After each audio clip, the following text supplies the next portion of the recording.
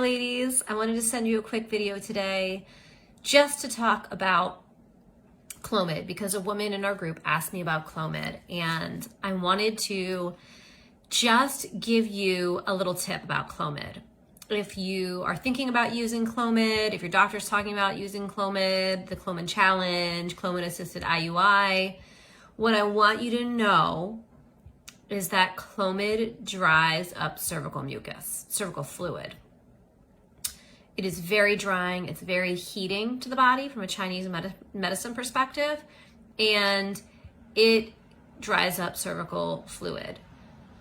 Why that's a problem is because cervical fluid is magic potion. Cervical fluid actually changes depending on what time of the month you're in, what part of your cycle you're in, and the consistency, the types change. There's a few different types that all blend together to make the cervical mucus of whatever part of your cycle you're on. Cervical mucus during ovulation is super important because it literally has these superhighways in it. They're like little speed bumps, the opposite of speed bumps. Sorry, it's like the sperm goes into this little area, hits one of these little like strips of superhighway cervical mucus, and it helps propel the sperm quicker and faster and more easily into your uterus. So you want all the cervical fluid you can get.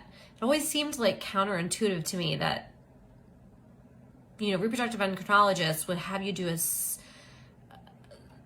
Clomid assisted IUI. It's like, okay, so we want to help you get the cervical, the sperm up there, but we're gonna take away the superhighway. Even though they're getting the sperm in there for you, it's still so important for them to be surrounded by this fluid. So Letrozole is a new drug that they've been offering for this because it has been problematic for women not having success with Clomid. Although I have seen women have success with Clomid. I will say that women, if you're a woman who tends to get hot all the time and get dry, if you're thirsty all the time, if you have small amount of blood every month in your cycle, Clomid might make things worse for you. If you get red skin, if you get red blotches, if you're that kind of person, Clomid is not going to be a friend for you. It's going to exacerbate whatever heat is already happening in your body. So I would recommend avoiding Clomid if you are that type of person.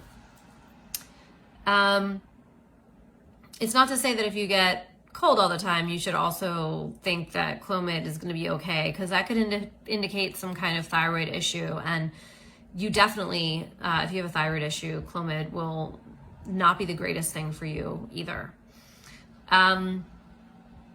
There are so many things that you can do to increase cervical fluid in general. If you are somebody that doesn't feel like she has a lot, first of all, you want to eat whole foods that are not processed, that your body has to work extra hard to process. It creates heat in the body when that happens. Drinking a lot of water is also really important. We say half of your body weight in ounces a day.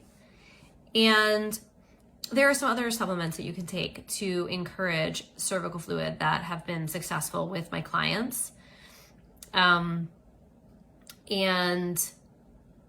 we can talk about those another time.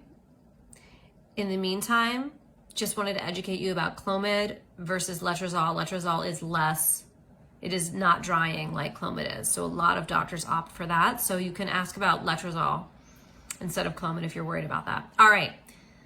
Good luck to you guys. I'll talk to you soon.